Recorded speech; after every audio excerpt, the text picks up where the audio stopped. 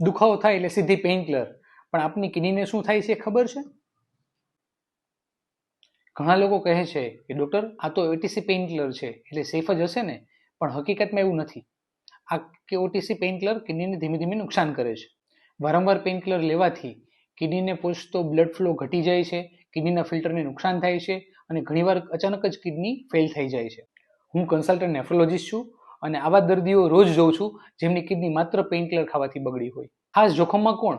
ડાયાબિટીસવાળા દર્દીઓ, બ્લડ પ્રેશરના દર્દીઓ, મોટી ઉંમર ધરાવતા વ્યક્તિઓ, જે લોકો પાણી ખૂબ ઓછું પીતા હોય, જેમને વારંવાર પથરી થતી હોય, અથવા જેમનું ક્રિએટિનિન નોર્મલ લેવલથી વધારે રહેતું હોય, કે જેમને સીકેડી હોય. એવું નથી કે બધી પેઇન કિલર દવાઓ કિડની માટે ખરાબ જ હોય છે. ઘણી દવા કિડની માટે સેફ બી હોય છે, પરંતુ આ માટે આપે આપના ડોક્ટરનો સંપર્ક કરવો જોઈએ. યાદ રાખો, પેઇન કિલર બદલી શકાય છે, પરંતુ કિડની બદલવી બહુ મોંઘી પડે છે.